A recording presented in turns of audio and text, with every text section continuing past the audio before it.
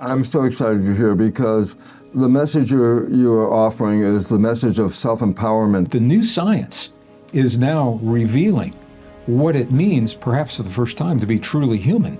And once we understand the extraordinary potential inside of every cell in the systems of our bodies, we find is there's much less need, much less urgency to bring the external technology into our bodies because we are the technology, literally. In the biology belief, I do talk about the nature of the membrane as an information processor. Yeah. And you've taken that information and then added all the understanding of current AI, current computer technology and all that to emphasize that. And that's why this book is so very important. If we don't change our trajectory, if we keep on with the policies that are already being written, the laws that are already being enacted, that we most probably are the last generation of what are called pure humans.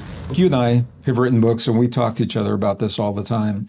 I did something a little different with this book than what I would typically do. I actually took 7 months off of our travel schedule, with the exception of commitments that were already made, to write the book. Typically, books are written on airplanes, in airports, in hotels.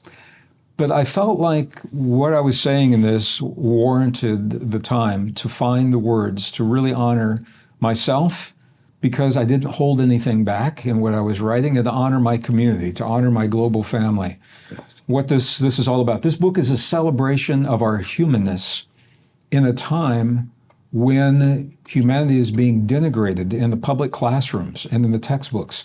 We're teaching our young people that they are a flawed form of life by virtue of their very existence. And because they're flawed, they need something outside of themselves to be the best version of themselves and to compete in the world. They need a savior, and that savior is being touted as technology.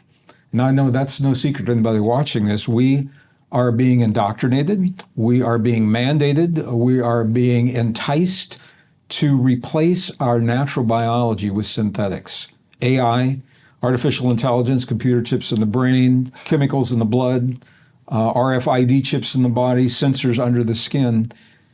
And the vision, what the best minds of our time are telling us, is if we don't change our trajectory, if we keep on with the policies that are already being written, the laws that are already being enacted, that we most probably are the last generation of what are called pure humans, that this world, maybe the universe, if we don't live anywhere else, will ever know.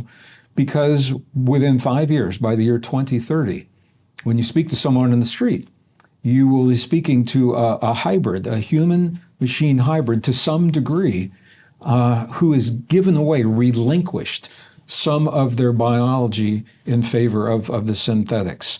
In this book, I want to bring that to our readers' attention, to our community, the fact that these things are happening, number one, but there are two themes in the book, two parallel themes.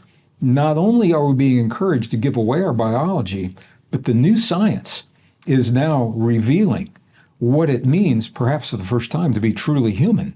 And once we understand the extraordinary potential inside of every cell in the systems of our bodies, we find is there's much less need, much less urgency to bring the external technology into our bodies because we are the technology, literally. 50 trillion cells in the body, every one of those cells, 0.07 volts of electrical potential. You do the math, 50 trillion times 0.07, but 3.5 trillion volts of electrical potential in the body. Every cell has the equivalent of transistors, resistors, capacitors.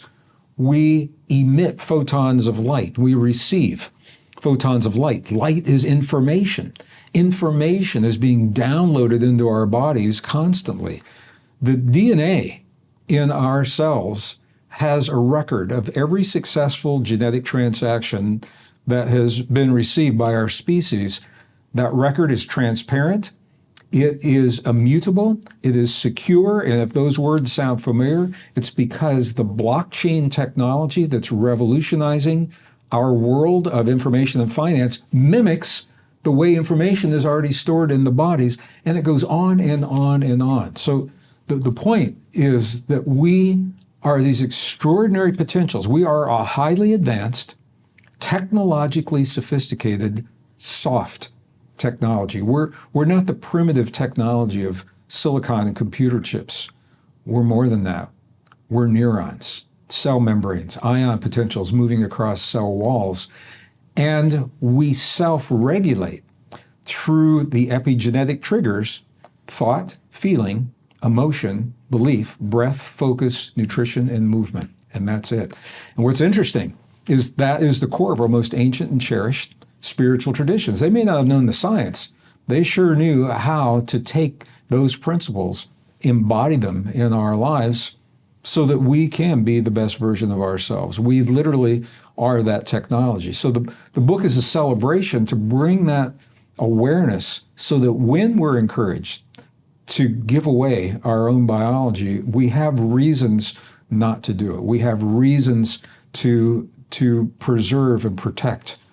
And hopefully my goal in writing this book was not only have the reader come away with a deeper appreciation for what it means to be human, but Bruce, I want to take it even one step deeper than that.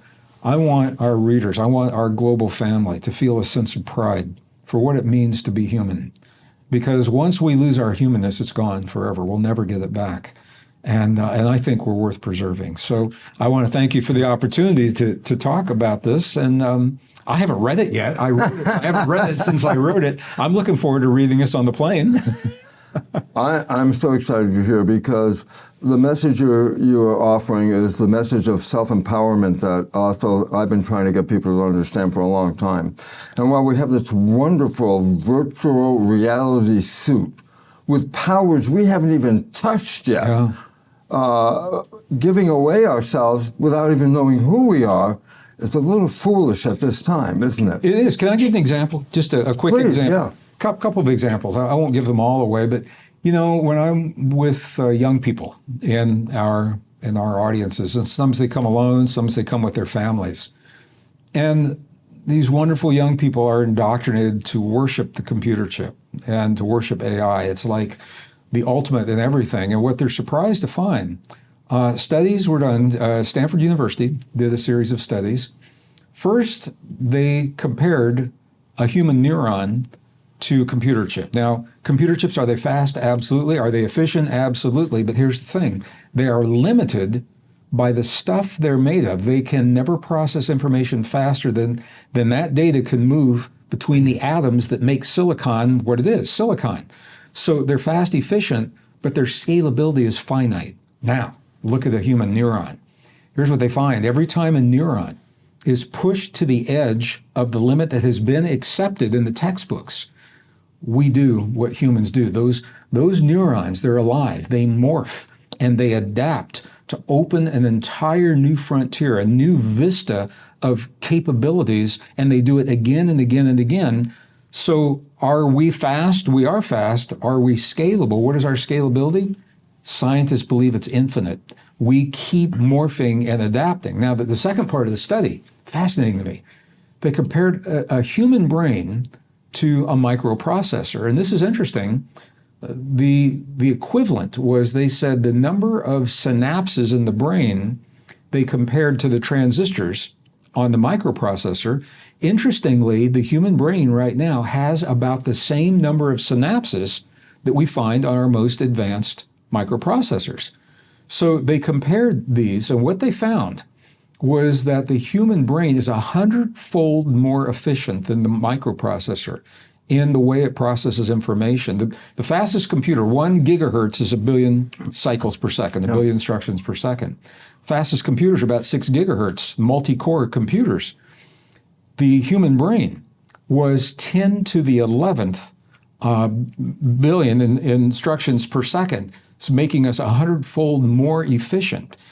And that is only beginning to understand what this means. I mean, engineers are striving to replicate in the laboratory what it is that we do in our bodies, and they're not even close. Not even close.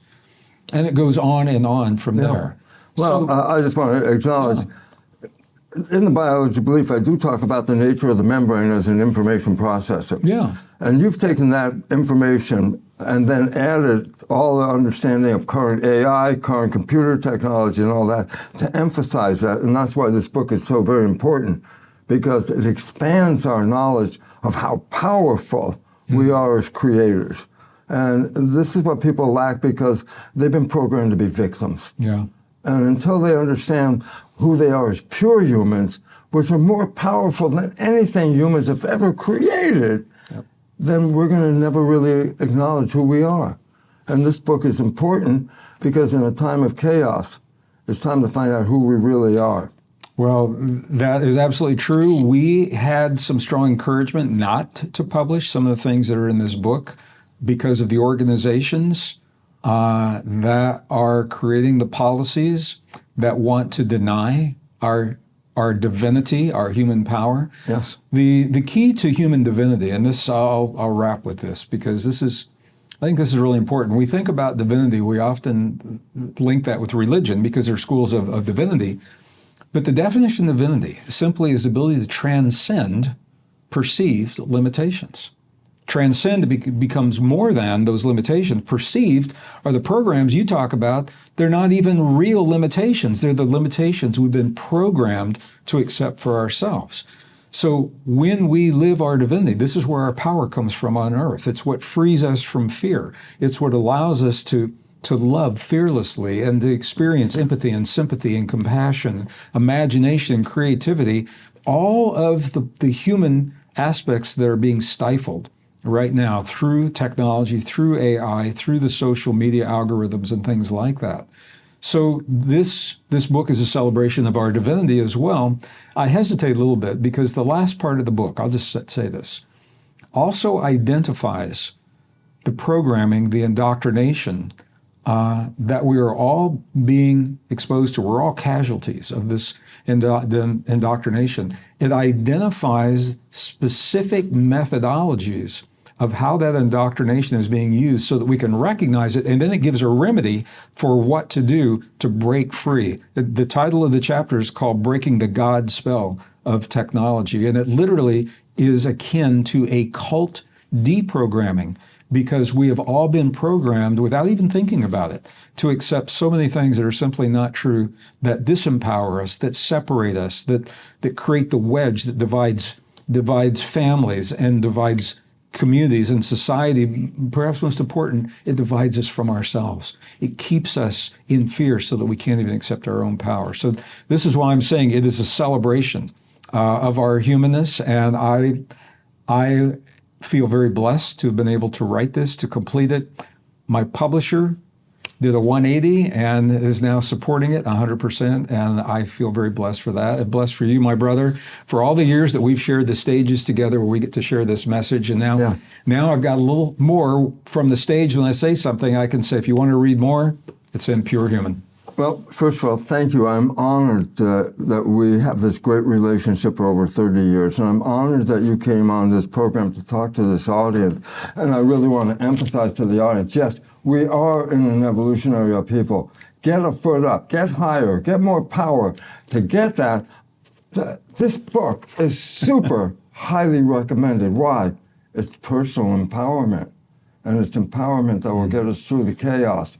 And I want to thank Gregg for putting 7 months of his effort into putting down the words of how we collectively can we move into a future, a better future, and not experience this chaos, step outside, become the pure human, and live the life we were endowed for, a life of heaven on earth. I love it when you talk that way, Brother Bruce. Thank you so much. God bless. Thank you, everyone, for all your love and support. Thank you.